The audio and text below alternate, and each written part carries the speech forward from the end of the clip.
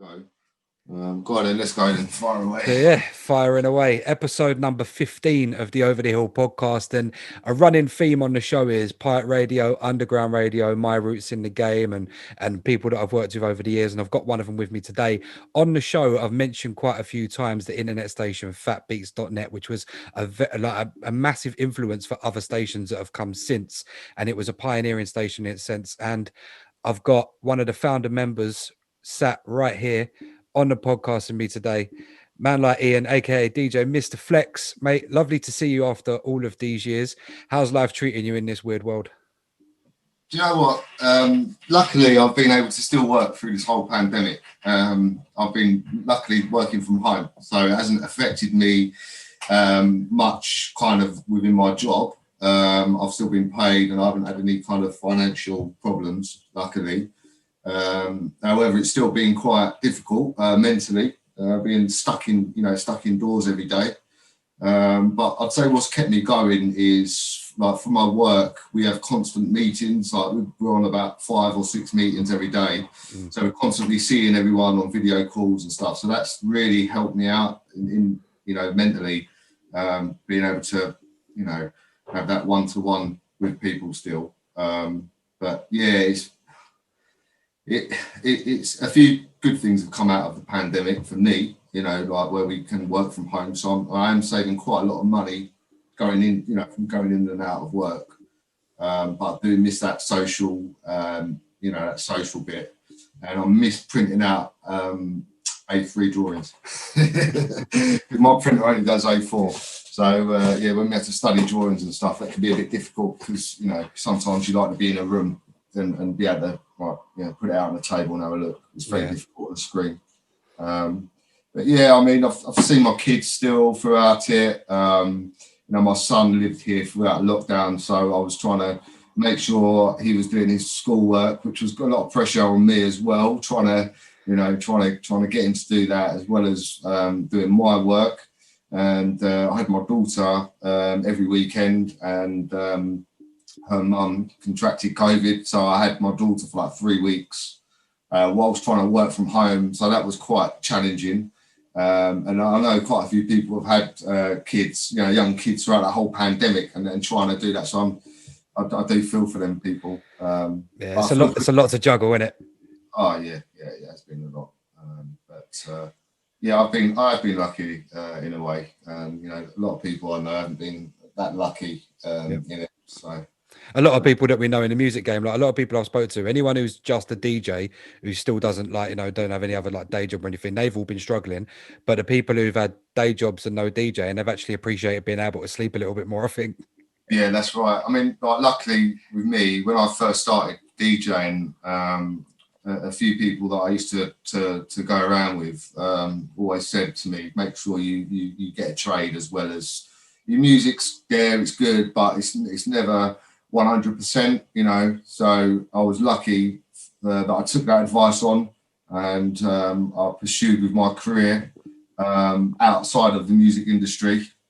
I did work really hard when I was young on my music and my career at the same time, whilst trying to bring up 2 kids as well, which was quite difficult back then still.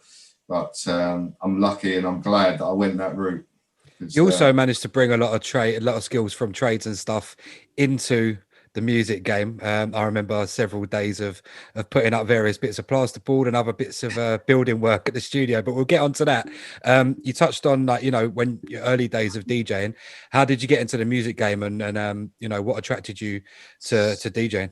So my friend Lee at school, well, first of all, we was when we was young, we used to go around washing cars. We had a car washing van, and we was about 12 or 13 when we was doing that.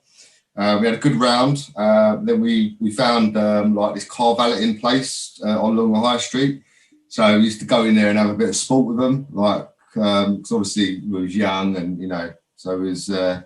We used to getting chases and that off the kebab people and stuff, right? So, but we started winding up the car valeters. But one of the guys there was a DJ, and one of my other friends ended up getting a Saturday permanent job. It was Lela's car valeting in Waltham Cross. And so my friend got a job there, and then obviously the guy there was a DJ. So my friend got into it through that, and my friend had some the old, I think they were called Terralec belt drive decks that he'd got for Christmas. So he was all around his house all the time on these decks, and didn't know what we was doing. And then he then got some Gemini PT 2000s. They were the direct drives. Yep. So they were very similar to Technics. So once he got them, he then sold me his old ones, the Terralec ones. I mean, these were that bad. You do a spin back on it, and then the platter would fly out the window. It's one of them other thing. So I learned on them, and then I managed to rope my dad into buying me some Gemini PT 2000s. I still owe him the money actually for them, so I've got away with that one. But yeah, so like when I had them, I kind of never really got taught how to DJ. I just learned myself, and I didn't really know about the bars. I was just on the 4 beats. I was letting it go on the 4 beats, and I didn't even know, But it's just you learn you train your ears to get it in beat. But yeah, it was the bars that I didn't really. I never did music at school or anything. Yeah. And then I remember when I first got on, the proper station was Extreme that I first got on. It was Prime FM back then. And I'll never forget the guy that owned, well, he didn't own it, but he was one of the technicians, Dr. Maggis.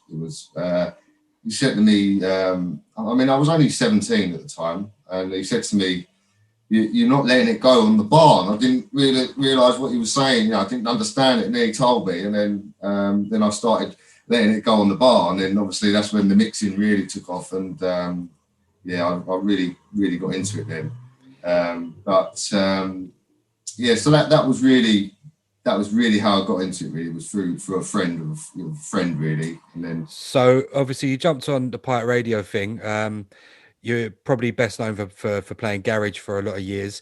What was it that got you into garage music and underground music in and of itself? Was it being a pirate listener, or was it just because it was like the big thing back then? Yeah, I'd say it was the in thing of the music. My sister was listening to this music, and it was the Ministry of Sound albums that I was listening to and stuff. Insomnia, Faithless Insomnia, and all that kind of stuff.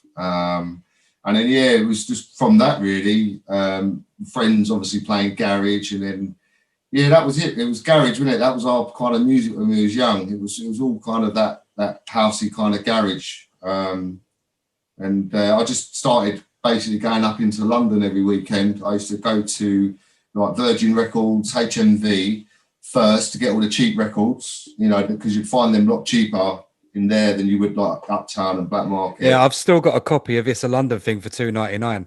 That's it. Yeah, because if you save yourself £4, that's quite a lot of money back then, wasn't it? Yeah. But where I used to go and HMV and Virgin, it was a little bit more kind of commercial, but then obviously there was a bit more housey tunes you could go through. And they had so many tunes up at Oxford Street that you could go through, and you'd pick some real bangers out.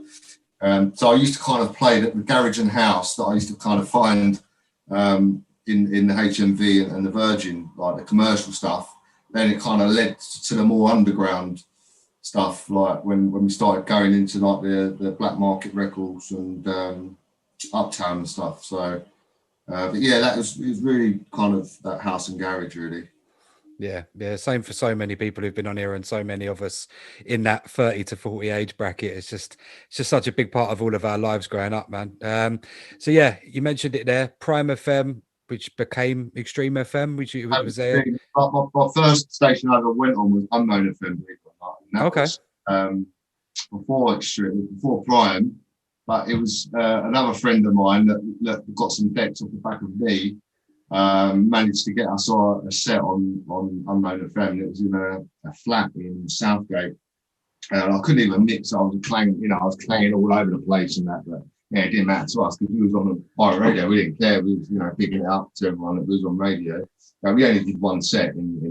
I'll never forget the lady was cooking a roast dinner when we was doing the set. But then obviously from there it went. We got on a set. I've got Prime FM, and I was on at 6 in the morning on a Sunday till 8. That's how I started, and then gradually proceeded up the chain, and I started doing 10 till 12 on a Sunday.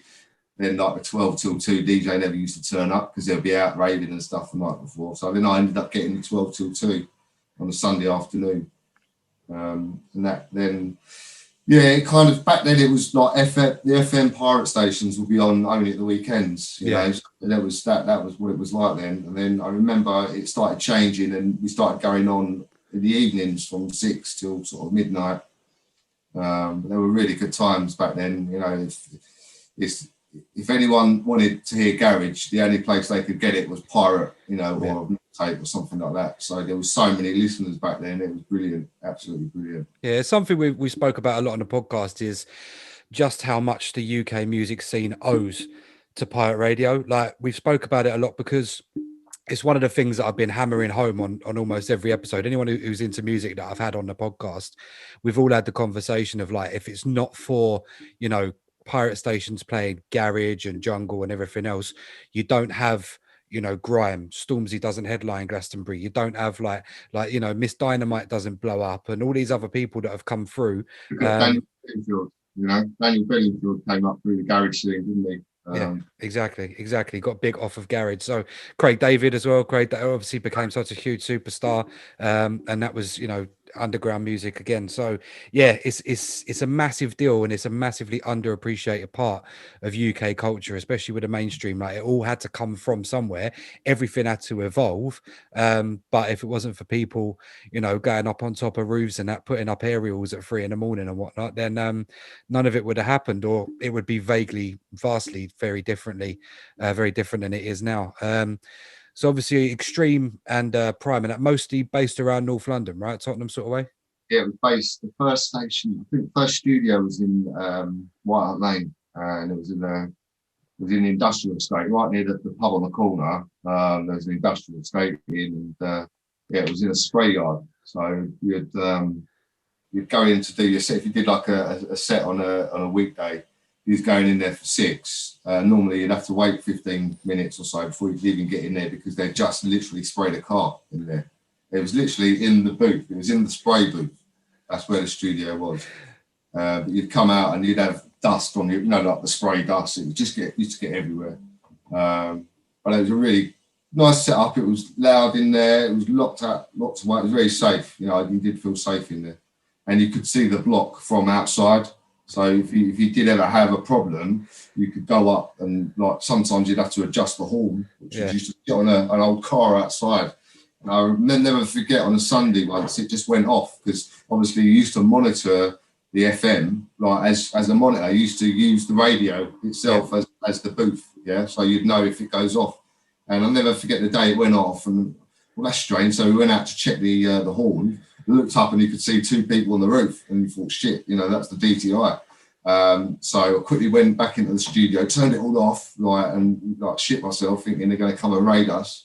But no, luckily they didn't. So I think because we turned it all off. I think the DTI, they knew how to play us, and we knew how to play them. And I think with the DTI, you know, at the end of the day, if they started raiding studios every single week, then they wouldn't have a job. So they were going up.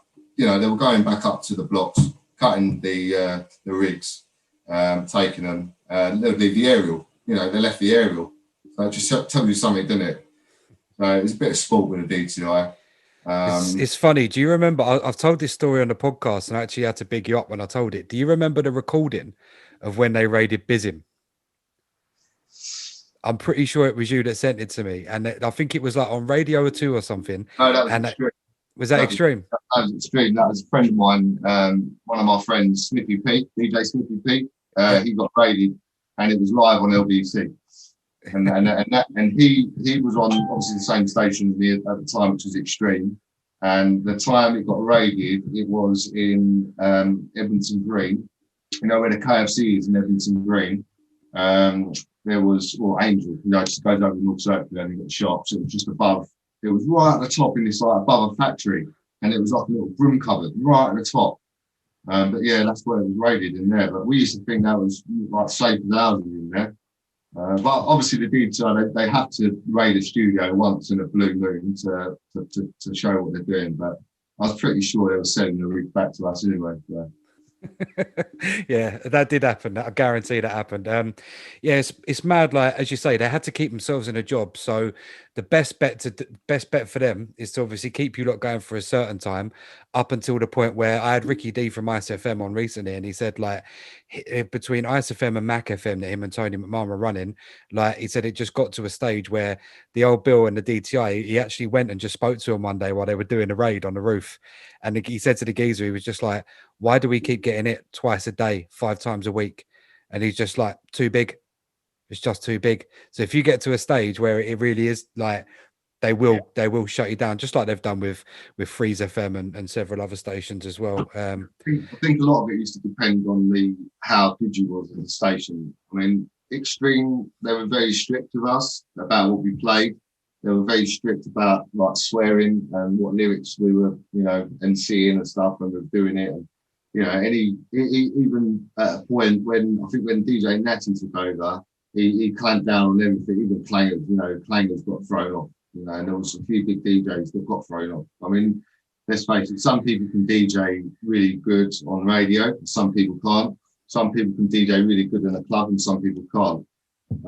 But yeah, I remember a few names got thrown off of that. But getting back to our point, I think the radio edits were a big thing. If there was any swearing and stuff being played, and the DTR they had to do something about it, because it's illegal, isn't it? To be playing that kind of stuff in the daytime and stuff. So yeah.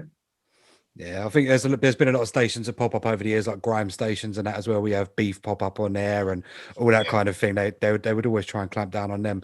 So from Extreme, what sort of time are we talking? Like very early 2000s? Yes, it was around 2001. I think it was 2001. So the proper peak of garage. Yeah, it was Prime FM. Then there was a split between management. Then it went to Extreme FM. And I'd say it was probably really busy. It's probably one of the biggest stations out there at that time. I know we had like Passion and Y2K and stuff, but we did have a good following, especially in the North London. And then from there, I remember from Extreme, Extreme started to change a little bit more down to the urban route. So the daytime, it tended to go to that urban music in the day. So the garage DJs were leaving, and then they was getting replaced by an R&B DJ or a bashment DJ. So that kind of station started losing its garage listeners. And the main station at that time, local to me after that, what was really busy was Subjam. So I knew Gary and Funky quite well from the past. And at that time, I was working with Stevie B and MC Tweety, and we managed to secure the 6 to 8 Friday night on Subjam, the drive time show. So we used to do that, and I think they got raided as well, because that was up by Enfield near the Quasar, and I think they got raided as well. Well, not when we was on it, but yeah, there was definitely got raided. But that was a brilliant station as well. It was so busy, and they were doing some good garage events as well down at like the Royal House Stadium and stuff. And I think Funky was getting involved with some stuff down at Rudolph's and Opera. So that was really good. We always seemed to get some bookings from that as well. But the listener base was really busy on Subjam. Yeah, I remember when I moved to North London in 2000, and I think late 2004, early 2005. And that whole scene, I was talking to BQ about it on episode 2. I can't remember if we said it on air or off air, but that whole scene in London, like North London in particular at a time, between Extreme, Subjam, Shine, Passion, like there was so many decent stations that all had big DJs on, and so many people, you just included yourself in it. So many people played on several of them as well and bounced around. So you'd carry listeners from one to another. And it was something that was so influential to me. I'd always been like a radio head since I was a little kid. My dad was a DJ and all that. But that time for me, when I was around 17, like listening to all of these different stations and so many people with like just shows popping off, like always sounding busy. Like it was a crazy time for me as a listener. And a really influential time as well. But yeah, that whole scene, like obviously True FM took off and sort of became the biggest out of the bunch in the end. But yeah, what a crazy time. And yeah, really, really influential for me personally, and I'm always find pleasure in sitting down and talking about that time, to be honest. But so obviously Sub Jam being based around Enfield sort of area as well. Enfield's where I first encountered you and Fat Beats. How long after Sub Jam did Fat Beats come to be? So I can remember. I think I started Fat Beats when I was actually on Extreme. So with Extreme, I was the one that created their website for Extreme. Back, when not everyone had internet. It was dial-up then, right? And I remember doing the Extreme website, and my dad was helping me out with it. And I remember that we had the website address was x1017fm.co.uk, I think. So we had a big thing in the studio, and big up Mr. Flex and his dad and all that. So we was getting bigged up all the time for that. And then I started playing around with streaming, and then I got Extreme. So we was the first pirate station in London to do a live stream. So we was just streaming the audio through like Winamp, Shoutcast server. And we were streaming that. That was through one of the guys that owned the station. His friend had like a big garage in his garden, and he used to print labels and stickers. And that's where I got the stickers sorted. But I'll get into that after. So from that, we had a little like an FM radio in there with a headphone jack coming out, linked up to another lead that went into a mixer. Then went into a PC, and then we broadcasted that, and it worked. So we then was able to start getting listeners from across the world on Extreme, and we've done quite well with that. And then that then gave me the idea that maybe when I started watching how many listeners we was getting on that then gave me the idea to start Fat Beats, because it was legal as much as we could be legal. Obviously there was the copyright laws and stuff like that, but we never got anything censors about that. There was no trouble with that. And I used to look at the news, when I used to watch BBC News, I used to think, well, that could be a DJ behind there, on telly. And that's where I got that whole idea and concept of Fat Beats. And then I'd met Fat J. So when I was doing the website on Extreme, the manager of Extreme got in touch with me and said, I've had this guy ring up, reckons he can help out with a website. Do you want to ring him up? And I was a bit cautious there, because it was, it could have been anyone, couldn't it? It could have been someone from the DTI or something like that. So I rang him up, and it turned out to be Fat J. So that's how I met Fat J. Fat J said, look, I ain't being funny. He said, your website's shit. And I said, fair enough. He said, I can help you out. So I went and met him, we sat down, and we went through it all, and we created a new website for Extreme. And then from when I met Darren, I told him my idea and what I wanted to do. And then we managed to source a studio. And within 2 weeks, I'd thought of the name. It took me ages to think of Fat Beats. Luckily, the web domain was available. And then we had a studio up in, what was it? It was up by Warehouse, Harbour Road, down that way in the industrial estate. So one of Fat J's friends at the time lent us some space in the studio. And we kicked off Fat Beats from there, really. And it kind of blew up. Within 2 weeks, I had a full timetable.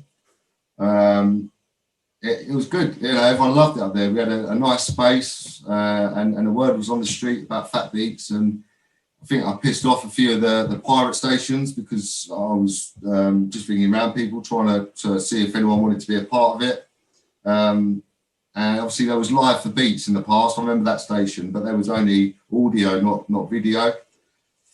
And then it went from there, really. And then I think that was around 2003 or 2004, I think we started Fat Beats. And then we moved the studios to Enfield, and it was a bigger studio. So we built one studio, and it was just a bit of everything. Then we decided to create another studio. So we had house music, and then we had garage music. So we had two studios, because you had the dance and the garage. So, because I say we used to get a lot of DJs that played house, and then we used to get a lot of DJs that played garage, and then you'd find that you'd have a garage DJ on, then a house DJ, and then you'd lose all your listeners because they don't want to listen to house. So we said, well, let's just create another studio. So we invested in another, expensive the equipment is, so it's a big investment. So we created another studio.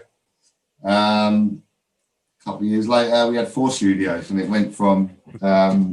we had 4 studios in the building, and then we had the home studios as well. Then we had 4 home studios as well, yeah. So I think at one point we had close to about 250 DJs. Yeah, I think so. When I was on there, I think it was about that. Yeah. So that was very hard work. Yeah, mate, yeah. I remember I got involved with you lot a little bit further down the line and started running the website and that with Tom.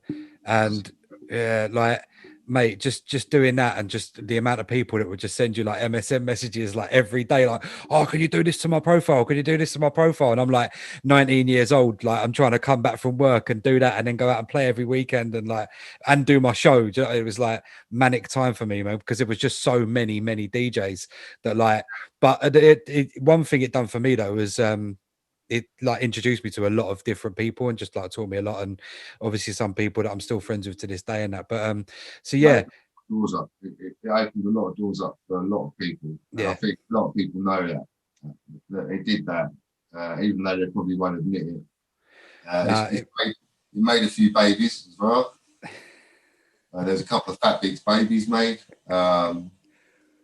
Just created a massive social network for everyone, and there were so many people that were involved. And even when going back to when we had the Fat Beats birthday bash at Club KO in Wood Green, I'll never forget that day. I think we paid about £1,500 to hire this club out. So didn't really have a lot of money, to be honest with you. Even though Fat Beats looked like it earned loads of money, believe me, mate, it didn't, because there was always stuff going wrong, and the equipment and stuff like that, and the rent, and I was always getting chased by the landlord for the rent. It was a nightmare. But what was his name, that fella? I always used to see him there. Adnan, that's it. Yeah. So it was always, Flex, where's my money? That's what he ever used to say to me. But he knew that we was, we was pulling strings everywhere to try and get his money all the time. I'll never forget when we done the Fat Beats birthday bash at Club KO. I was really shitting myself, mate, because I thought we're going to look stupid and we're going to lose a load of money. I'll never forget, I was on the deck at around 12 o'clock, I think it was. I was doing the quick warm-up, and I just bent down and sorted my records out, and then about, 5 minutes later, I looked up and the place was just rammed. And we had the hypnotic dancers as well, which was really good. And that was a brilliant night. It was rammed, absolutely rammed, that place. And we made some money as well that night, which was really good. And we just obviously went back into every bit of money we profited on, it all went back into the studio. Yeah, and things always did get upgraded as well. That's one thing I'd always say about Fat Beats. When I started on there, we had the dance studio and the garage studio, obviously, and then there was the first urban studio, like the little one off at the side there. But there was like, you had Technics in every room, decent monitors in every room, all the computers, like, you had one screen in front of you, another one to the side. Like, then you also had you even had like Pioneer CD decks, like even just like rack mount ones, which I've always said are decent CD decks. I've always said those ones are decent, the Pioneers. And then obviously upgraded to 800s, built the other studio. So like things always progressed and did get taken to another level.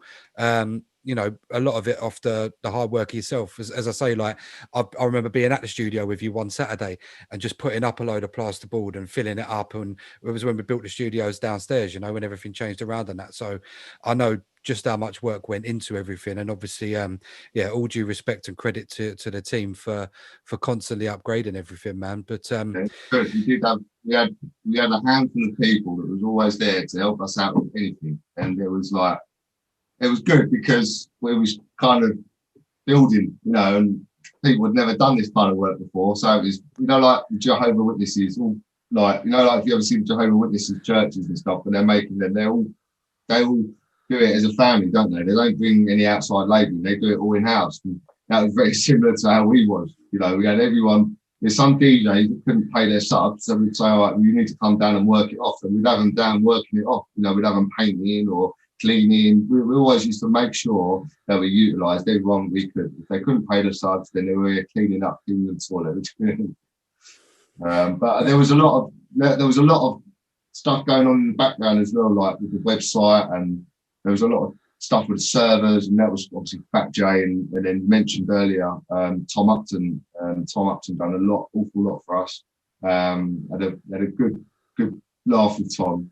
I'll never forget the day that we went to BPM. So we was at BPM, and we managed to make some contacts in BPM, and I think it was through. No, it wasn't through. No, it was. There was a couple of sponsors we was trying to get. Anyway, we managed to speak to someone, and it was a guy, I can't remember his name now, but it was the guy that formed DJ Mag.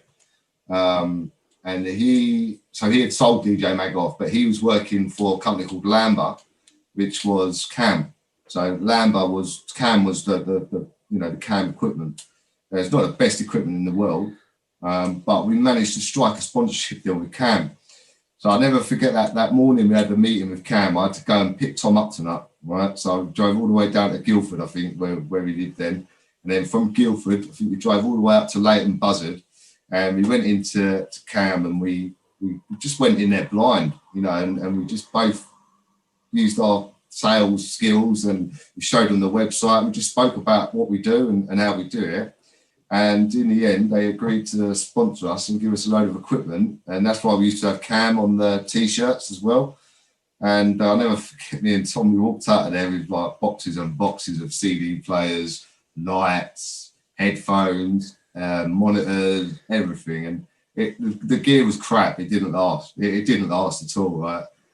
But that feeling walking out of there, that was really good. But yeah, no, I give big thumbs up to Tom Upton for that day, and I think he probably still remembers that day.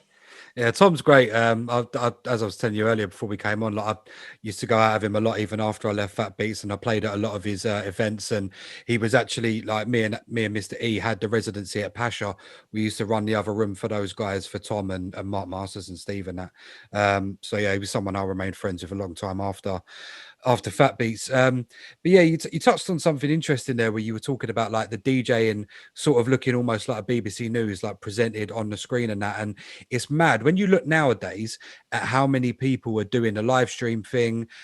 You've got Boiler Room, you've got all of these other things. Like I've said this before a couple of times, and you mentioned another station, but I can't see anyone else being the first to do things in that style other than Fat Beats. That other station I mentioned was it Live for Beats? It was Live for Beats, I think they were called, in Edmonton. But that was just audio only. You know, there was no video or anything. Yeah, I think Fat Beats was the first one I ever saw that was thing. I mean, I've told the story before, and I told the story to AK the first time I hit him up and wanted to come on. I heard a Fat Beats jingle on that Jammin' D tune, and I was like, what the bloody hell is fatbeats.net? And I remember going on there and looking at it, and I'd just left a pirate station at the time. I just moved up from South, and I was like, what is that? I've never seen anything like this before in my fucking life. I was like, what is going on here? So, mate, absolutely pioneering, like just set the tone for so many other stations to come. It was, mate. I mean, some of the DJs we had on really appreciated it. I'd never forget this one DJ. God bless his soul. He's passed away now.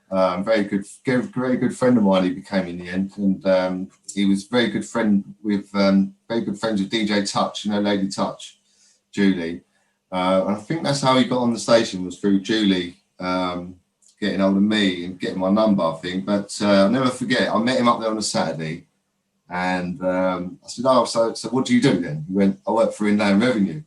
I was like, oh, right. But yeah, obviously at the start it was just, you know, we didn't make any money anyway. But I'd never forget that day. But he was an old connoisseur DJ, and he absolutely loved it, because he said he can come up. He said the equipment's spot on, it's loud, you got no problems, you got listeners there all the time. You got the shout box. You haven't got to worry about the phone line giving it out. You haven't got to do anything like that, and it's all there. And people loved it. Absolutely loved it. Yeah, the interaction was mad because obviously it was video as well. I remember I used to watch actually someone who I'm still mates with to this day, Roach Rider. I used to watch Roach on a Saturday afternoon, and he used to have dance routines to certain songs. Yeah, he used to come out and fly around the studio doing the airplane and that, like, absolute legend. But people like that, like, they made it what it was, you know. But you didn't have that before. Whereas you only had Pirate, obviously there's interaction, but you never really got to see the inner workings and see what people are doing and that. Like, it was entertainment, wasn't it? Yeah, entertainment. I mean, I think we had, I think it was Stevie S? Was it not Stevie S? GS's friend Steve. We waxed his legs live on air as well. Like, we've done, for charity. We was raising money for charity, so we used to do all sort of things like that. And we had Darnell from Big Brother come on. We had E17, we had Janet Kay, we had the Heartless crew. Yeah, it was brilliant. Heartless used to play every Sunday. That's how I got to know them boys in the end. Like, it was just every week. Regular set on a Sunday. Yeah, that was brilliant. You know, to have Heartless crew on the station. DJs in bikinis and that. We had DJs in bikinis. Who's that? Is that Eggstar or no? Simon Fat. Yeah. Simon Fat DJ'd in a mankini. That was hilarious.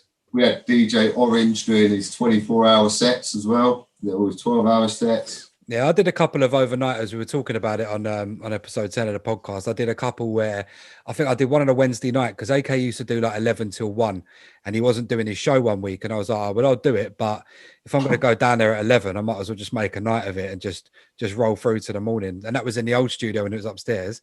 And then I did another one downstairs and I remember turning the stream off. And, you know, like we had like the round desks in the studios downstairs.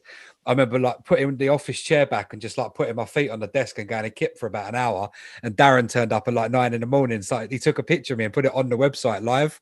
I was like, you prick. But we used to get each other like that all the time. Like, I remember we put AK's face on like a Barack Obama election poster and put that on the website and all kinds of silly shit like that. It used to be a right laugh, especially with Tom. I think the worst thing was when he used to leave the Facebook logged in. That was the worst thing, wasn't it? Every DJ would leave their Facebook to log in, so you'd get on there and put a status up or something, and then that used to be quite interesting. Like, mate, it was a riot down there. Absolutely, like one of the best times of my life was playing on Fat Beats. So many good memories. Obviously, a massive highlight for the station was, I believe, twice getting nominated for the Urban Music Awards. A lot of that was driven just by the listeners as well, voting for us, not just voting for us in the end, but, you know, actually voting just to get us nominated in and of itself was a massive challenge. What was it like for you, you know, attending those award shows and that? How was the experience? Yeah, it was good. It was really good, actually.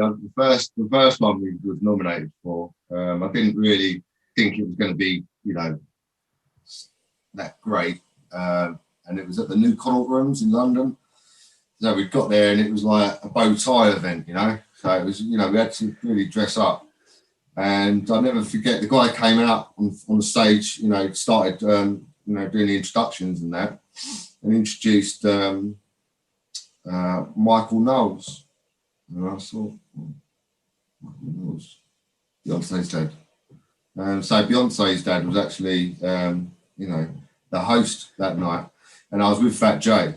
And I said, do you know who that is? And he said, no, because Darren wasn't really into music. He was more the web stuff. So we got into the music, obviously, as we progressed. But yeah, I said, that's Beyonce's dad.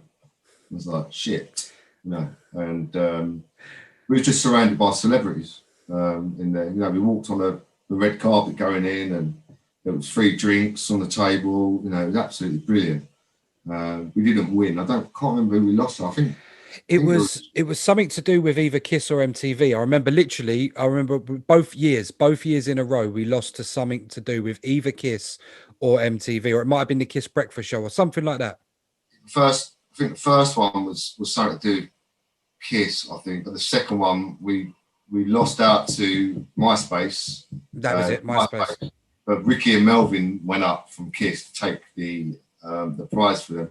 I really thought we was going to win that second time around, But the second one we went to, we were sitting on the same table as Adam Deacon and stuff from Kidulthood and Adulthood. They were on the same table as us. So I'll never forget that brilliant night. But someone got stabbed in there that night. Yeah. So we was like, me and AK Stepper went outside to get some fresh air. And when we come back, there was tables tipped upside down. There was wine everywhere. And we was like, what the hell was going on here? And then the Click were doing good rhymes at the time on the stage. And then all of a sudden, I just see people running around, like, and I'm thinking, like, somebody's got a gun or something. And then it turned out that someone had got stabbed in there. And we didn't leave that building till 2 a.m. because they had to interview everyone. All I remember from that night is me and AK just going around drinking all the wine on the tables, and we were steaming that night, absolutely steaming. I think I remember you coming back to the studio actually at like 3-4 a.m. A few of us were still there waiting for you. I was steaming that night, but we didn't win. Right, we didn't win, but just to be nominated really meant something to us and to the listeners, and it caught people's eyes. You know, people thought, well, them guys they are doing stuff, they're doing things. But it was all the effort of everyone. You know, it wasn't just me. It was people like yourself, you know, supporting us. You was working with Tom doing the website. You know, you was helping out, getting other DJs on, spreading the word, talking highly of the station, which is good because that's what gets people involved and gets them wanting to get them interested. But the people that used to do the night shows was good, like yourself. You'd have Gems, you know, like DJ Gems, and these guys used to come and do some late nights. Do you remember a fella called Melody that used to come and do overnighters in a dance studio? Melody, and he used to set up all of his like fairy lights and everything else. Yeah, I remember him. Yeah, and then obviously that urban studio used to took over, and we had some real good listeners on that urban studio. That was really, really good. Do you remember that Jewish fella? I think he was from Stamford Hill. He used to come in. He had like the full hat and. That was it. It was in what was his name? Ephraim, brother Ephraim. We used to call him. Yeah, I can't remember his name now. Yeah. He was a sick DJ. He used to come in and just play like all proper old 7-inch reggae dubs and that. But he was actually sick. Yeah, he was really good, really good. And then the drum and bass studio was really good as well. Like we had some really good guests. I mean, there's videos on YouTube of Fat Beats, but unfortunately back then with YouTube you could only upload a certain amount of like gigabytes or megabytes. So what we had to do was take the quality of the video and the sound down to actually get the full. So some of the quality is not that great, but there was some really, really good videos on YouTube. And we had some really big guests in that drum and bass studio. And we did have a lot of guests coming through on there. It really took off actually, because I remember when I joined, obviously we had dance, urban and garage, and then you still had, if you had drum and bass DJs, majority of them would just do like late night shows in the dance studio and that, you know what I mean? So it was good to get the drum and bass studio, and it filled up quick. It proper filled up like the timetable, and that really, really did. It did, and then we rented a bit of space to Cool FM as well. Yep. When we was in Enfield, so we used to get quite a lot of interest from like Cool FM guys as well. Used to want to come and do some shows with us, and then obviously because they knew about Fat Beats, they had a lot of links, so they used to send people to us as well. Like people that couldn't get on their station, they'd just send them to us. So we had a really good relationship with the guys that owned Cool FM. And I met some real famous people, you know, just from having Cool FM in the building as well. I mean, the amount of people I've met over the years, I just wouldn't believe it thinking back before I'd even started any of this, you know, Fat Beats and stuff. Yeah. What was the procedure like running it? Because I know obviously we had studio managers and stuff. And Darren doing the website and that, and I know you were always a person I always saw as the busiest, because as we were talking about earlier, like you always had trade, you always had full-time jobs, you always had everything else. Like how involved were you on a day-to-day basis, or did you have to leave it more up to the studio managers? I was involved constantly. So I'd be their managers, the studio manager's manager basically. But I mean, it was a nightmare, mate. You know, it was like being a school teacher. You know, what's your excuse this week? Why can't you turn up this week? Oh, my dog's at my headphones, or this, or I ain't got no money. And, like, I don't want to hear that quarter to the hour, you should be here. I don't want to hear that. We need time, because like you can't turn up on time and it makes us look crap because there's no one live on, and that's not what we wanted. And so we used to get quite a lot of issues that way. But there was also lots of DJs sleeping with other DJs' girlfriends. I had that. I had the listeners. I had DJs sleeping with the listeners, and I didn't want all that happening, but I couldn't stop. It was out of my control. I tried to do that as much as I could to try and control that, but I couldn't. Then obviously we had a manager in our garage room, Buzzcat, she was really good at what she did. We had a really busy studio. She done really well keeping that studio going. And before, I think it was after Buzzcat, we had the Cyclic, like EMG and Splash were running the garage studio, and they'd done a blinding job on that as well. AK used to run the dance studio and done a brilliant job running the dance. I think you helped AK out quite a bit with that studio. Then like the drum and bass studio, it was kind of run between Viper and Windy at the time. And yeah, all right, we had a few issues with them, but they run it really well. And we had a good name, I mean, we used to have DJs driving to North London from Northampton to come and do a set, that's a 2-hour drive, and that's how much they used to love it. And then in the urban room, we had a guy called Mighty that used to Mighty Me that used to run it for us.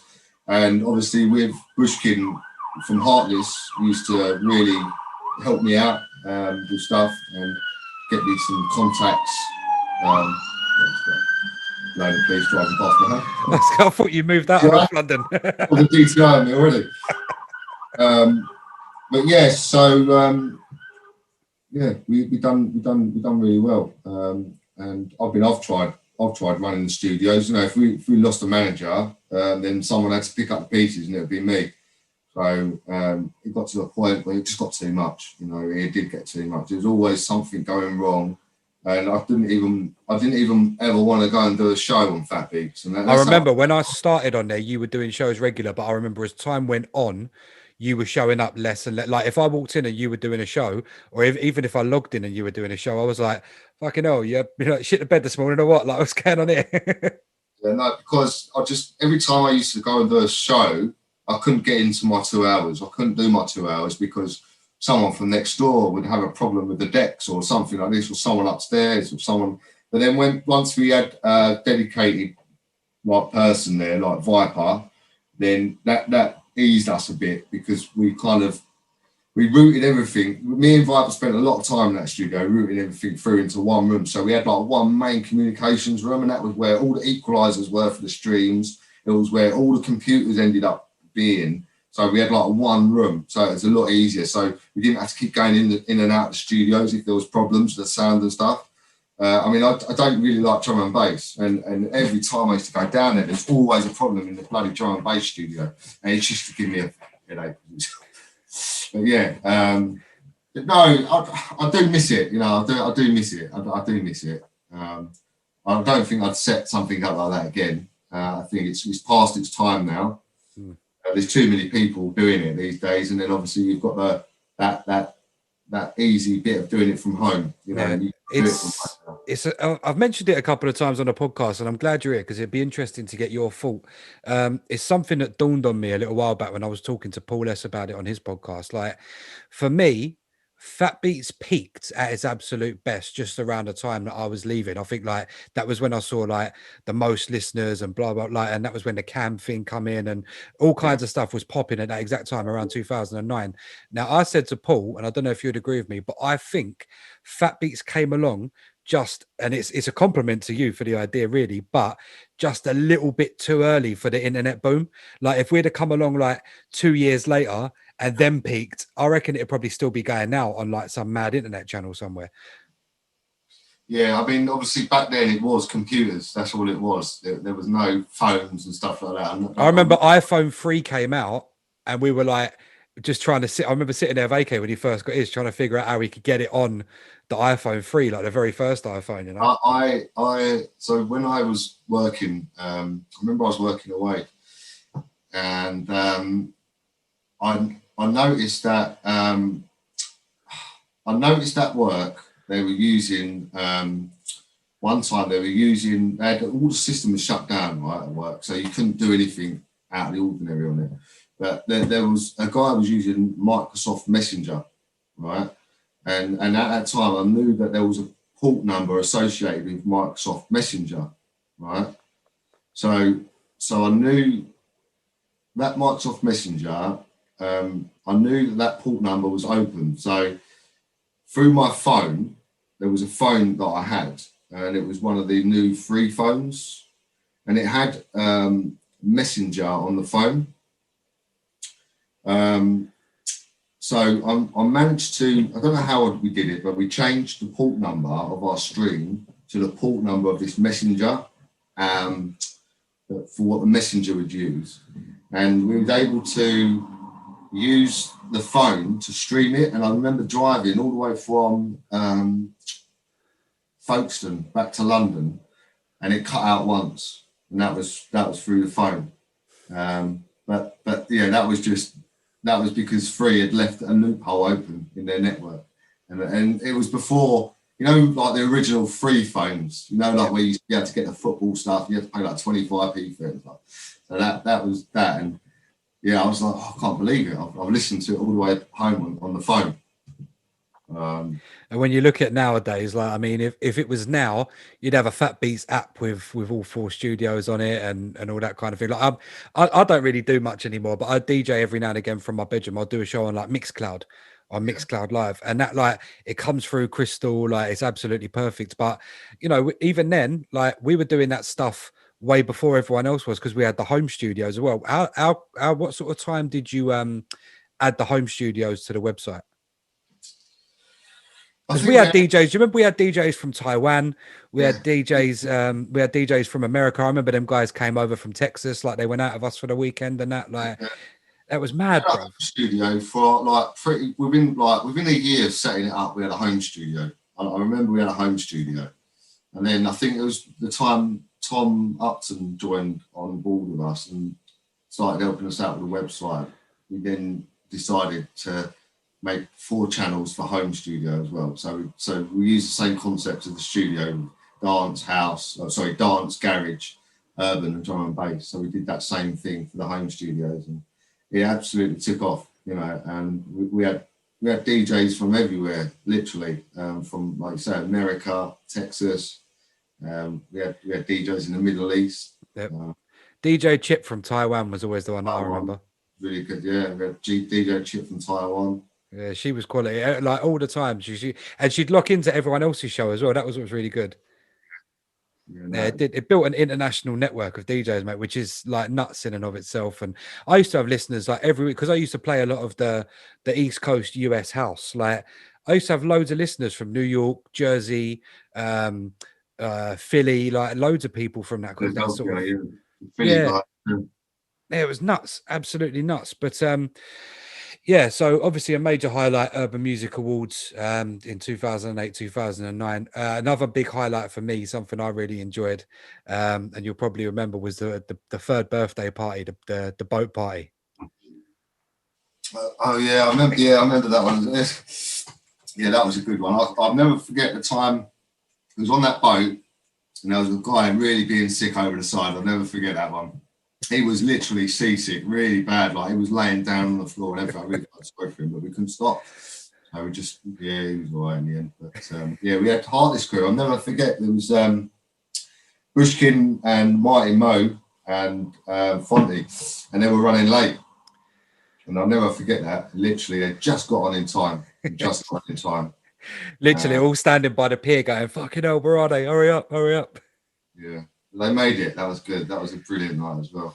There was Pucker. They literally, like, they went on last on the upper deck and just started, like, Fonty just went in with the classic, like, back to 95 garage and that New Horizons, and that he was just burying the set.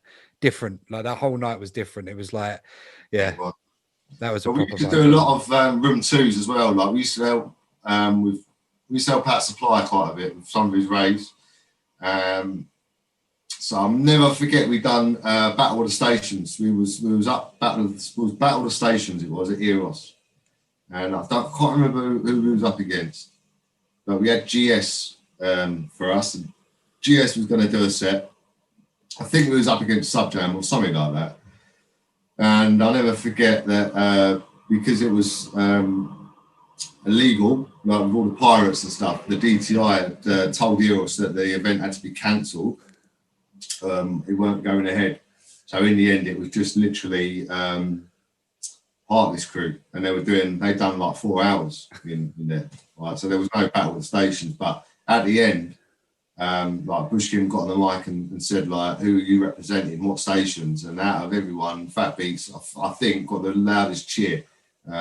Maybe because I was cheering as well, but that's probably why it sounded louder, right? But yeah, no, we did have some brilliant nights. Wesley J as well. We used to do a lot of work for Wesley J in like Purpley Free. We used to do, and we used to supply them a few DJs for warm-ups, and then they would give us some ads. So we didn't really make money off these guys. We used to get a few ads, and then we'd say, I'll just book a few of our DJs. You know, I could have taken all the sets. I could have done loads, but we used to share them about a bit and get some of the DJs on board. Yeah. A lot of stuff with was it Liquid and Time and Envy and them places as well? Yeah, we've done quite a few of them. Harlow was it Harlow, Time and Envy? I think so, yeah. I've done one in Harlow and it had Wiley and stuff there, and that was a really good night. And then there was obviously Eros we did, Opera House, and there was quite a few places in London, like some kind of backstreet bars we did, and a couple of restaurants that turned into a nightclub. There was Arizona's in Camden, the Shots Bar, you know, in Green Street we used to do with AK, Bar Ab. It was something different then. I can't remember what it was called then. Bar Ab in Waltham Cross. But yeah, no, we had some really good times, and we done some car shows. That was good. We done Weekend at Days, which was sponsored by Foster's. Yep. I think AK managed to play on the main stage in there as well. So that was obviously through being with Fat Beats. And we've done BPM as well. So one year we met the guy that run BPM, a guy called Mark. We met him at Plaza. So Plaza was like a light disco show, like an exhibition for DJs and stuff. And Mark said that he runs BPM. So I spoke to Mark on the phone and managed to get was it a 3 meter by 5 meter stand? And I'll never forget that. I think it was about 1,500 quid it cost me for 2 days, right? And we thought, well, what are we going to do? How are we going to make our stage look good? What are we going to do? So I built a DJ box out of MDF, and I've mounted a TV, a 42-inch TV in the front of it that's showcased the website.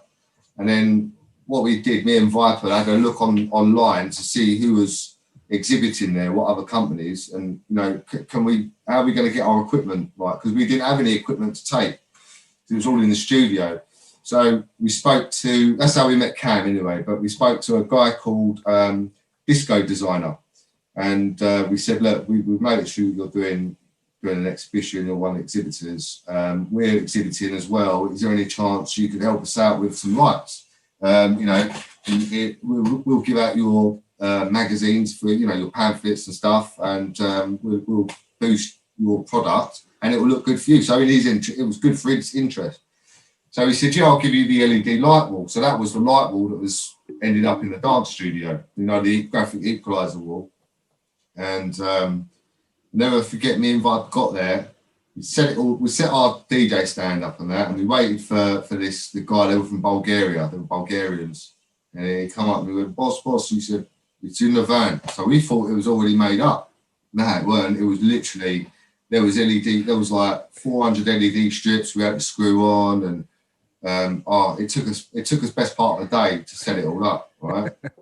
But I'll send you the link to put it in this video if you can. There's a link that you can link to YouTube to see what it looked like, our stand. But our stand stood out the most out of any of them, and that we had so solid working with us from that stand. We had Charlie, and we had a load of girls from Babecast giving out flyers for us, and they were they were being a bit too sexual, to be honest, and we got told off because what they were doing was they were pulling guys past. It was all men, there was no women there. They were pulling all these guys and that, and one of them started whipping these men and that, and the bloke come up to me and went, mate, you have to calm them down a bit. But we created quite a lot of listeners from that event, and what we did is we tried to get everyone's phone numbers and stuff for DJs, because obviously there's loads of DJs there, and that's how we managed to fill up quite a lot of our home studio. And also we had a lot of help from a guy called DJ Tutor. I don't know if you ever come across DJ Tutor. I vaguely remember him, yeah. He done a few videos for us. Yeah, it was good times back then. Good times. Yeah, mate. Yeah, as I say, a lot of highs. You know, really, really great times. I used to play every weekend. Like me and AK used to run the events up Hertford Road at like X Zone when it was like the bar. You know, I started playing there for him. Then eventually I took one of the nights, and he was doing one, I was doing the other. And then we moved on to that club X Zone, which used to be Bar FM. Yeah, we were like AK especially was like heavily involved in like opening that up. And you know, when obviously like the geezer took it over and whatnot, it was sort of like the very first night. I remember it could only hold about, I don't know, 120, 130 people in there, like comfortably. We had like 400 people queuing down the road the first night. It was just mental. Yeah, I'd say like out of everyone in the scene, probably the one guy that really helped me out was AK. You know, I met AK when I was about 16, I think I was, when I met AK. I met him, I was in the pub actually. it was Bar Ad, but it was called the Happy Pig. That's why I met AK. And I remember giving him a demo. And he actually got me on Prime FM then. He was the one that got me involved with Prime. And he was the one that managed to get me a set. And believe it or not, AK was the one that got me my first play out in Club Warehouse. And that was Three Wishes. I don't know if you remember Three Wishes. That was Ken C that used to run that. And I'll never forget, AK was doing the downstairs room, having it Major, his brand was at the time. And I was scheduled to play in there about 2 a.m, I think. And I've never done anything massive. And Ken C come up to me and he said, he went, oh, mate, I need you to play in the main room at 12 for an hour. Can you do it? And I went, yeah, all right, no worries. And I was like, shit. So I remember going to the toilet, like doing all that on my face and, you know, thinking, shit, like the club's ran. And then AK was standing next to me when I was up there. And the first mix, I clanged the mix in the club, mate. It was a clanger, you know, I dropped a clanger. I was like, shit, that's my first mix, you know, I've ever played in this biggest club. And then I'll never forget AK nudged me and he went, relax, mate, just relax. And then from that on, just smashed every single set, every single mix I did on that set. And I had people in there stamping their hands, clapping, and that was like, wow, what a feeling. What a feeling. And to play at that place had a brilliant sound system. Absolutely brilliant. Ridiculous in there. But what feeling, you know, I mean, I was still pissed off, like I'd clang, you know, every DJ would piss off with their clang, you know what I mean? But I'll never forget AK just tapping on the shoulder and went, relax, mate, just relax, you'll be fine. But I do owe a lot to AK Stepper. He was the one that really pushed me up to get me out there. Brought me onto the station, as I say, brought quite a lot of people on, a lot. Yeah. And another guy sort of back on the times when we was on Extremes, Mickey Star Lewis. So Mickey got me in touch with quite a few people as well. I don't know if you know Mickey, but Mickey was playing on Extreme at the time as well. And we was playing in some the local pubs in Chesham, like Rose and Crown. Was doing that every Friday and Saturday as well. So we was always out doing stuff. You know, we was always booked to play somewhere. You know, we didn't really earn loads of money, but we was always out drinking, getting drinks and all that for free. So it was good times, very good times. Yeah, man. Yeah, as I say, load of highs for me, just loads. But I remember doing so many various different events that I got through Fat Beats and stuff myself. Like I got to play at SE1 because of Fat Beats, like just another event. There's so many. Isn't there? Yeah, it's nuts. And later on in life, as I say, like I had my residency at Pasha, and that came through Tom Upton and just being friends with him through the station. And yeah, so many different things. So what was behind the decision? Because obviously by this point I'd left. But what was behind the decision to move the studios and get out of where you were, move down to Tottenham? Yeah, so where we was at the time, we was paying a lot of money for the rent and the rates, and we originally we had upstairs, and then obviously we took on the downstairs, which was double the size of upstairs. So that's when we put another 2 studios in, and then had like a pool table area and fruit machine and a little social gathering area. But it was costing us so much money. I mean, we was paying out £3,500 a month nearly for rent, electric rates, and everything, and it was costing us too much.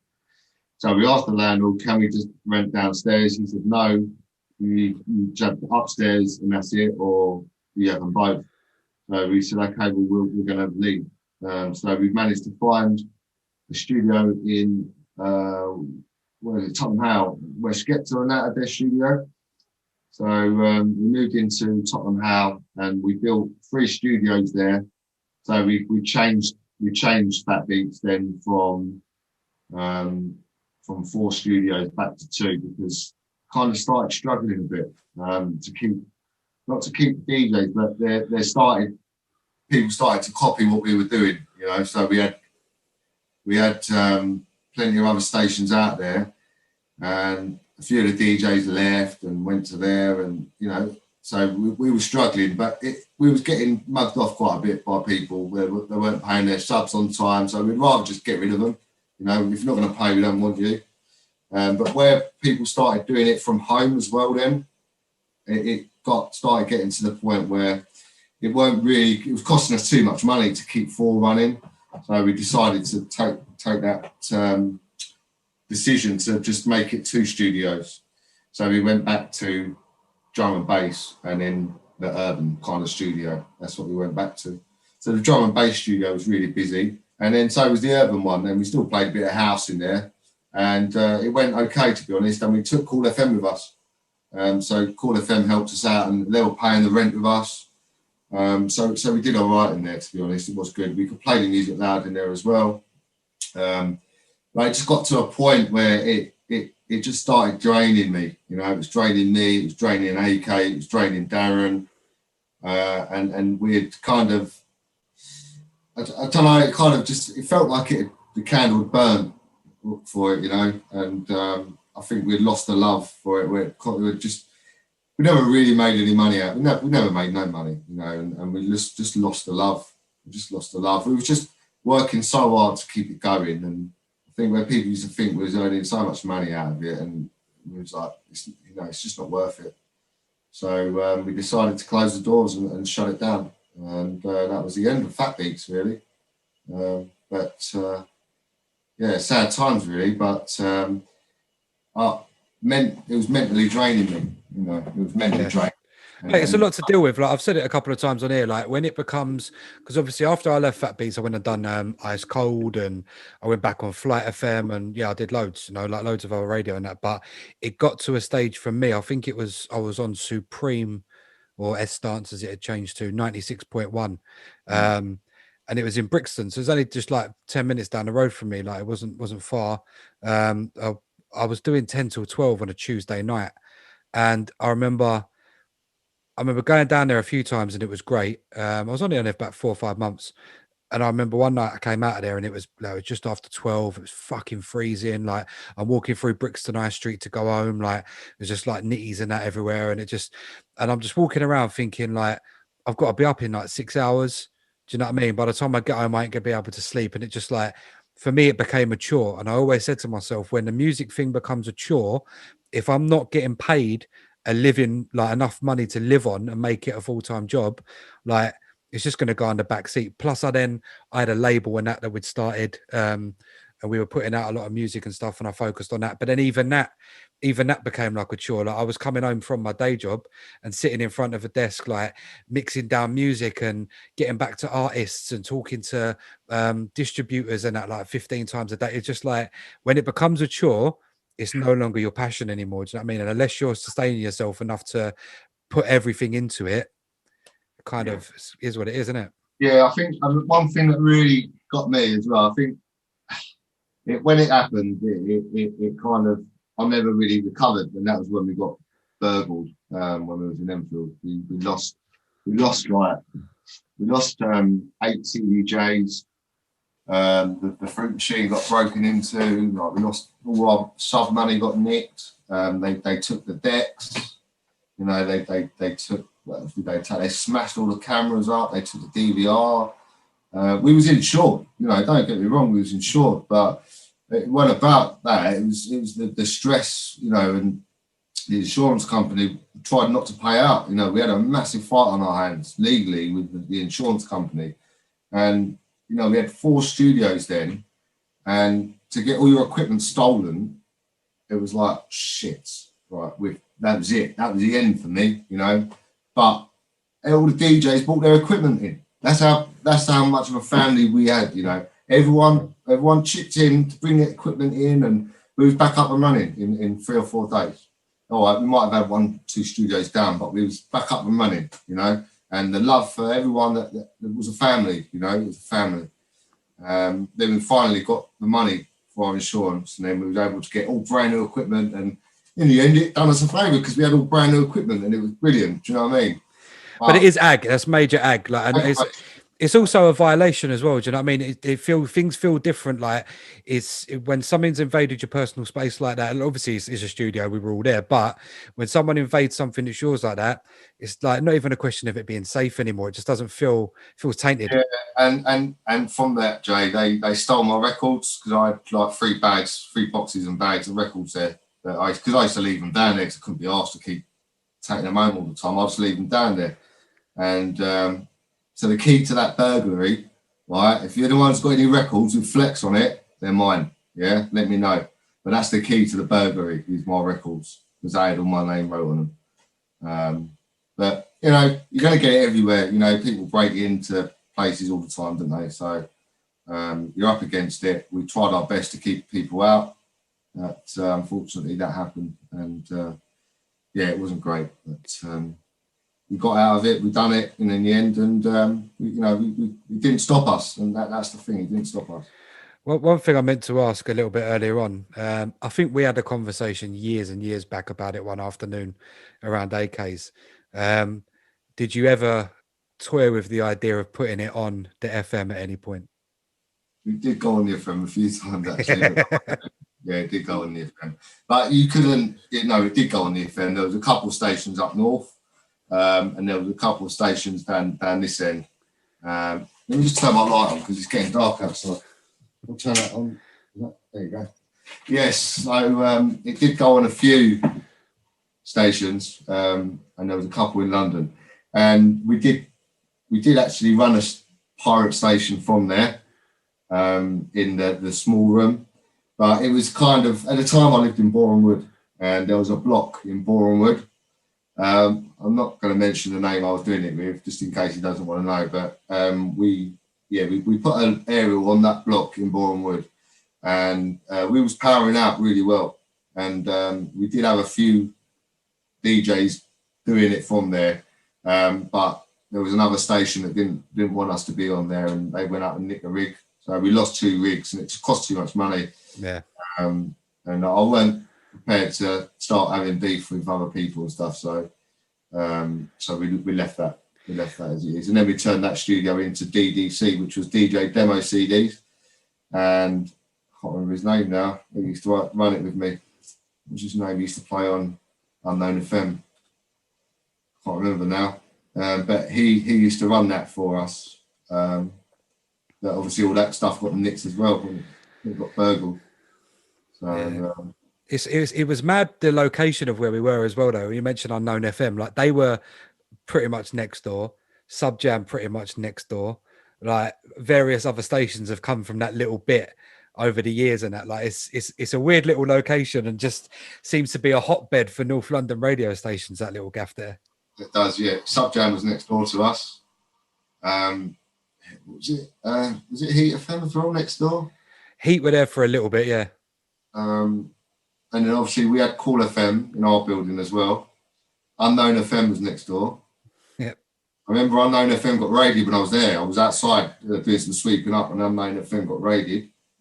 I was there when that happened. I was like, shit, Call FM. Yeah. It was a mad place because everyone kind of knew that little bit, because obviously the gym was there as well. Everyone knew Muscle Base as well. So yeah. It was like everyone, Like there was always like loads of grime MCs, and that always used to go muscle bass. It got mentioned on Boy Better No Tunes, for fuck's sake. Like there was always people around there. It was just a little hive of radioactivity, that one bit. And I remember I just remember coming out various times at night and just seeing like Funky or whoever coming out of Sub Jam, just sort of be like, "Oh, mate."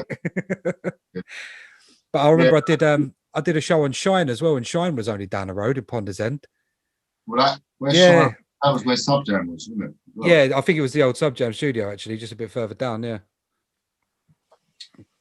I went yeah. down there and did a guest show one night with I think it was Two Bad DJs, and yeah, I went down there with just like it was after way after I left Fat Beats, and they were like, "Oh," like I said, "Whereabouts are like where do you want me to meet you?" They were like, "Oh, do you know Ponders End?" I was like, "Funny enough, yeah."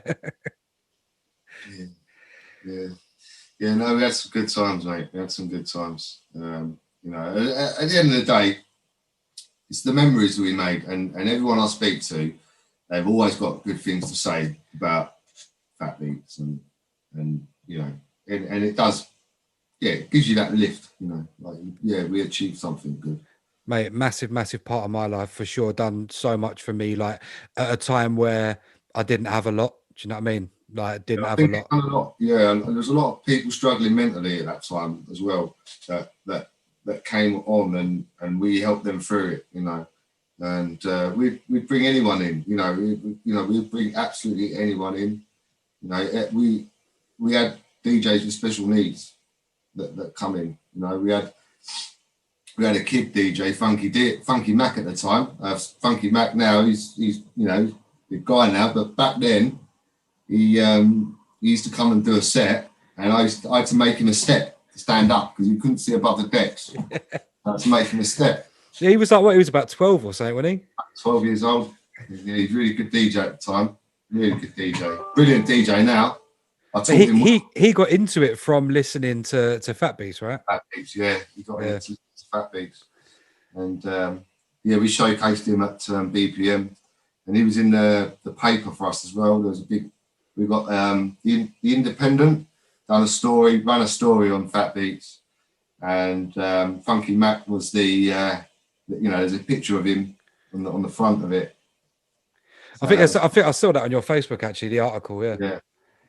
Yeah, so I'll send them all to you, and you can add them in as a link if you want or something. Yeah, I'll put a load of stuff in the description on the podcast and anyway. But yeah, mate, absolutely brilliant times. What did you stick around and do much after? Have you been doing much radio and that since? Yeah, so after Fat Beats, I went through a bit of a shitty time in life. Went through a divorce. I've always kept seeing my kids throughout everything. So my son used to live with me 50% of the time, so that was fine.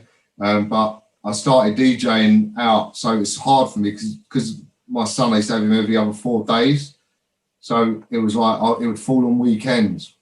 So when I got divorced, I went into playing at Cinnabar in Stevenage. So I lived in Stevenage then. So I've managed to get a residency place at Stevenage, Cinnabar. And then the guy that owned Cinnabar said, I've got another club in Hartford called Saloon. Said, I need you to play there tomorrow night. And I was like, oh, cool. So I was doing this saloon in Hartford. It's called Cinnabar now in Hartford, so I don't know if you know it. So I was doing that on a Friday and Saturday, and I was having to try and get my sister to help me out and have my son whilst I was doing that work. Then I started getting into the social media side of things. And when you used to get that app messages for nightclubs and stuff on Twitter, you know, for all the club events and that. And so I used to be the one doing all that. Yeah. So I managed to get some guys in India to write some scripts for me. And we was able to basically spam the fuck out of Twitter and Facebook. So I had them links. And then from that, I worked for a guy called Chris, which is Star Music. And that was Shiesty's manager. So I was doing a lot of work for Chris. Then Chris introduced me to Dice Recordings, which I already kind of knew from Extreme and Edski, right? Then through that, I met Big Nasty's manager, and Big Nasty ended up coming around my house, right? And I explained to him what I did, And they were like, well, you know, is there any chance you could do? I said, look, I'll give you a taster of what I do. So I've got his password for Twitter. And what we used to do is we used to have this bit of software that used to search for keywords in tweets. So if you tweeted something and put garage hashtag or R&B hashtag, it would pull that keyword out, and it'd say right, the latest, I don't know, last hour, whoever's tweeted garage music, I want their Twitter ID. So it would automatically give you the ID. And then from the software, you was able to then tweet from your account automatically to all these different users. And then it worked the same as follows as well. So you used to be able to mass follow. So what I'd do is I'd search the keyword, and then I'd make sure that then people had been online in the last sort of 15 minutes. So you get 1,000 people that have just tweeted about garage that have been online in 15 minutes. Right? Then you follow 1,000 people. Well, it's 999 was the limit then, a day. So I'd follow 999 people, right? And then they would follow you back straight away, right? So if you're doing that from some like promotional accounts, it used to just go mental because everyone would follow it back. And I'll never forget the guy phoned me up, his manager phoned me up. Even asked his manager phoned me up as he was driving back, and he said, what the fuck have you just done to my Twitter account? Because it just didn't stop going, you know, it just didn't stop. So I used to work for quite a few people. And then I started working with PSG and a guy called Darren, and Darren's brand is Land of the Legends, big garage brand, and 100% House and Housefest.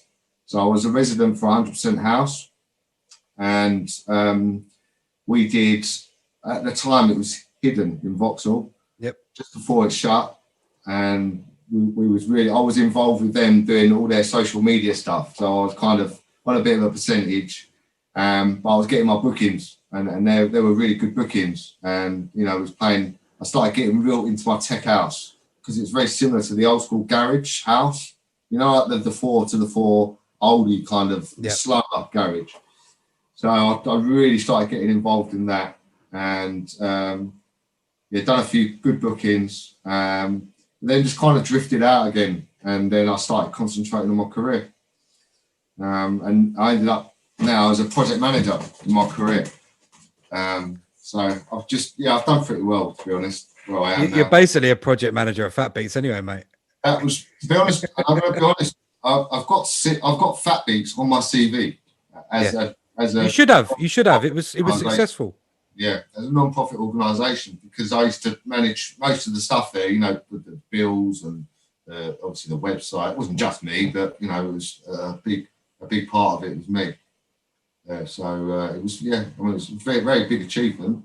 It would have been nice to have got funding for it, and you know, advertisement and stuff, but just weren't in the right place at the right time, I suppose. Yeah, I think, as I say to you, mate, I think it's one of them things where if we peaked a couple of years later, someone like a Red Bull or someone would have jumped on it, and it like the rest to be history. Do you know what I mean? It's just, but credit where it's due, as I say, like innovative. No one else was doing it. I've said it a couple of times on the podcast. I don't give a monkeys. Anyone wants to show me these live streams and that. Fat Beats was the first one, in my opinion. Like we were the first. Yeah, we was the connoisseurs of it all, I'd say. Yeah, for sure. It was, you know, if it wasn't for the Pirates, though, we wouldn't have been able to do it because, you know, I got the idea. I was a DJ on a pirate station, and, you know, if I wouldn't have been involved with Extreme and doing their website, then that little light bulb wouldn't have gone off in my head when I started doing that streaming, because I really wanted to do my own station, but I didn't want to do something illegal. Yeah, because of the job I was in and the job I do at the moment, because I'm where I work, you know, to get a criminal record, I'd lose my job, and I wasn't going to risk it for that. And then I thought, well, let's do it legally, and it's Fat Beats. And it was nice because you used to be able to turn up with all your tunes, you know, tunes. Not worry about it. Yeah, it wasn't dirty in there. It smelled nice. We could bring guests to the studios, and every guest we used to bring, they absolutely loved it. You know, everyone always commented how good it was and how good it sounded, and I was, mate. Good friends as well. Met some really good friends. Yeah, It was pucker, mate. It really, really was. And it's been a pleasure to be able to sit down and reminisce and talk about it, mate, to be honest. Because Yeah. Saying that, I think you still owe us a month's subs. I stopped paying subs in 2008, bro. That's why I was running a website. You remember the people we were talking about earlier who didn't pay subs but did a load of other shit? Hello. That's right. That's what it was. That's what it was. But we always, you know, and at the end of the day, you definitely put more effort in than 40 quid a month. Yeah. You know. So. No, it was one of them things for me. It was I used to write a lot of, because obviously Facebook was you could mass send event invites and that on Facebook at them times, and we used to do a lot of them for the groups for like, because me and AK would sit there for like 6-7 hours at a time sometimes with laptops just hammering to social media to promote the shit out of Fat Beats on every little thing that we could. Obviously we started MySpace and then went on to Facebook and blah blah blah, but yeah, I used to write a lot of stuff in the descriptions and the groups and that, and AK was saying to me, he was like, you write really well, and that English was the only thing I was ever really, English and history, the only things I was really ever any good at school. And yeah, he's like, mate, like you're just like the way you write, it's like when you read it in your head, it sounds really good. Yeah. And I remember he come back to me a couple of days later. He's like, you see how you can write? He's like, could you do that on the website? And I was like, yeah. And he said, mate, he's like, if you were to like do that, doing the news as well, weren't you? You was doing all our news, like urban music news and stuff, weren't you? And you was getting pictures and like the latest reviews and the charts and all that. And that's what we needed, content. Yeah, you know, and that is expensive to get that. You know, that's a full-time job, isn't it? To do that, as you know. Yeah, he literally just said to me, he's like, mate, he's like, we're not, like, we won't charge you subs anymore. Just come and do the website. Tom will give you all the logins, do this, do that. And yeah, like it taught me a fair bit. You know, like even stuff that's transferable to what I do nowadays. And then as I say, it built relationships with people like Tom, and yeah, just raised my profile. A lot of people now will just remember like, oh yeah, I remember when I used to hit you up for profiles. The only trouble is I used to get, you'll remember this, right? Like dealing with so many people, like people mean well, but some people just accidentally dickheads. Like I remember like DJs would ring me up, and I won't say who it was. There was one particular, I just went nuts at him because I'd had enough. He rang me up, this geezer, and he was like, oh, I need you to like do me up, like, because you know at the time we were putting proper profiles on the website, and it was like it had an automation thing where it would like just fling up random DJs every time you refresh the website, and it would be like, oh, here's a link to their profile. Sweet. So this geezer's gone, oh, could you do me a profile? And I was like, yeah, no worries. And I was like, what do you want on it? He was like, whatever. So I just done him like a basic generic, this is my man, like he's on this time, plays this. And he's run me up going, I didn't want it like that. And I went, you fucking prick. I was like, will you tell me what you actually want then? And I rang up AK, I went, I think I was really rude to a DJ. I'm sorry. Yeah, but the thing is, it you know, constant. It was constant though, weren't it? All the time. Problems. You know, like you'd get DJs ringing you about the website. Oh, my profile's not doing this or this. And, you know, you get DJs ringing up, oh, the equipment's not working or this or that. And it's like, if you look after it, then it will last a bit longer. But no one really did look after the stuff, did they? No. You know, I know it does get used every day and stuff, but I think we've done all right. I mean, we was lucky with the speakers and stuff and the sound, because we had the KRKs, we had the Rocket 8s, and then Rocket 8s you could really power. So we always had them running at half their capacity, and we never really lost the KRK. I think the only time we lost the KRK was when the guy from Cool FM, the owner of Cool, borrowed one off us and they dropped it on the floor. But he did replace it, bless him. Mate, yeah. I just, I remember at the time just getting hammered from all sides, from all different DJs. And I remember at one point, I think Darren said to me, oh, do you want me to get you like a contract phone, like a Fat Beats phone? And I was like, no. And he said, why? And I was like, because then I'm going to be in the same predicament as everyone else. I'm never going to not be able to answer that phone. I'm always going to have to answer it. So I was like, at least with my phone, I could just be like, nah, fuck it, it's me time. Like, I'm not doing it. Was you one of the key holders as well? Because we had, I'll never forget, the alarm. Once we got burgled, they said, the insurance company, Hiscox, said to us, right, we're not insuring you unless you get a burglar alarm. So I said, okay, so what burglar alarm do we need? They went, well, you need a NACOS approved one or something, and it's got to be Redcare, and it's got to be GSM. I was like, what the fuck is Redcare? And it's one of them things where if you cut the phone line, then the old bill get called straight away or something. Anyway, so we managed to source a system from ADT, And but we had to have key holders. So our key holders was MC Heartbreak, MC DJ Heartbreak. Yeah, I didn't have one because I lived MC down Heart- I lived in Camden, yeah, so I was a bit far out. So it's Whereas me, Heartbreak was like 5 minutes round the corner, so he was always back and forth. yeah, so it's me, Heartbreak, AK, I think Buzzcat, and there's a few others that were key holders. And I can't remember what night it was. It was about 2 a.m. I got a phone call from the bloody alarm company. I was like, hello? They're like, the alarm's going off. I'm like, shit. I'm like, got to go down on my own. Like, shit. And I lived in Bournemouth then. So I'm like, fucking getting ready. And I'm trying to find something to take down there with me, like, just in case, you know, a bat or something. And I get a phone call from Heartbreak, said, I've locked Memsy in the building. And he set the alarm off. I thought, oh, fuck, that's the result. But yeah, Heartbreak locked Memsy in the building because he didn't realise he was in there or something. So obviously the alarms went off as soon as he locked it up. But another time was really funny, actually. I don't never forget this. So obviously, you know, he was always doing work down there and dropping the ceilings, putting LED lights everywhere and that. So he was doing that, me and Viper one evening. I've gone upstairs to do something. And then he's cut through a cable. He's cut through one of the PIRs, right? Thinking it'd be all right, just to move it and then we'll connect it up after. Because he's cut through that cable, he's come up as a hostile situation on their panel at ADT. And then within 5 minutes, there was 6 old bill cars outside. At least it worked. It worked, yeah, it worked. But that was a monitored system, and they said like one more time, and then you're going to get charged because I think it was 3 times, 3 false alarms, and that was it. But yeah, with that alarm, I think it deterred anyone else from thinking about it. To be honest, mate. It's just, yeah, great. We could probably sit here and go on and on and on with stories and that, but I've nicked nearly 2 hours of your evening off you anyway. So already, Jesus. Yeah, an hour and 45. I think we've done about an hour and 25 because we had a little bit of a waffle before we come on. But but mate, yeah, thank you so much for your time. Anything you want to plug? Anywhere you want to get people to get in touch with you?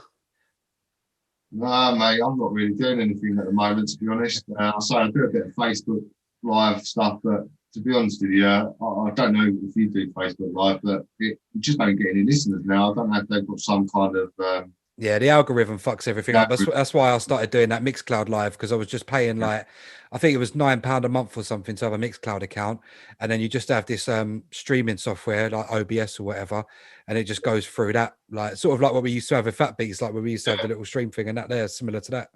I do a set every now and again for a good friend of mine, Anthony. He runs Urban Essex, so I like playing on Urban Essex because he does it through Facebook, but he does it through all the different platforms. And also, like with Alexa, you can just go to Alexa and say, play Urban Essex, and it'll play it straight away through tuning on the Alexa. And he's pretty good. Like, you know, I do a guest show on every now and again. So, you know, he doesn't own me anything. But the other week, I said, oh, I'm going to come and do a guest show. Let me know when there's one going. And he said, oh, you can do one tonight if you want, 7 to 9. So I said, yeah, fair enough. And then within half an hour, he's already sent me a jingle with my name in it, like a proper professional jingle.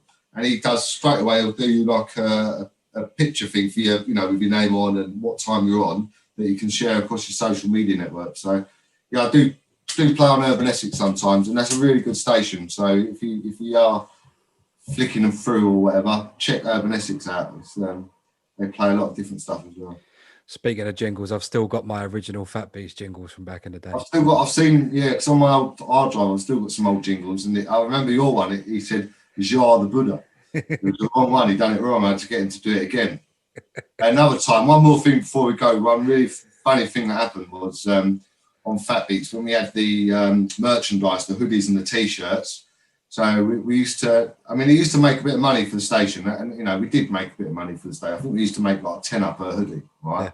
But it all went back into the station, you know, it never did line anyone's pockets. But the guy I had doing it, I created a big Excel spreadsheet with everyone, right? And there was about £700 worth of stuff on there.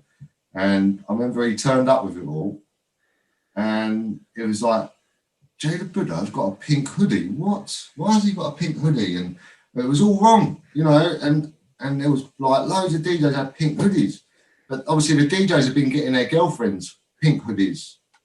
So what the guy had done, he'd sorted it, but he'd only sorted the one column. So he changed all the names, but he didn't change all the sizes and colours. So I remember you turned up. I think we was at Exxon Bar, and you turned up and pulled out a bag, and it was a bird-sized T-shirt, and you could tell it was a woman's T-shirt because they're curved in and all that, and it said Jada Buddha on the back of it in pink. Yeah, that was it. Yeah, so he managed. Luckily, he done them all again for us, and I think I paid about £100 for all the ones that got them wrong. So, Mate, they were decent. They were decent quality as well, man. They were good. Still got mine now somewhere. I still got mine to this day. We'll have to do another episode. You can pull it out on that one, mate, and wear it all the time.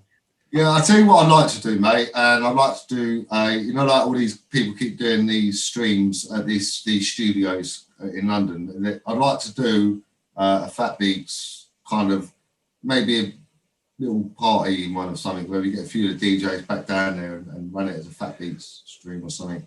I might have a link for that. I'll talk to you about it when I press stop on the recording. But mate, Mr. Flex, absolute pleasure and a privilege to have you on. Thank you so much for your time, and long live fatbeats.net. Thank you. See you soon, mate.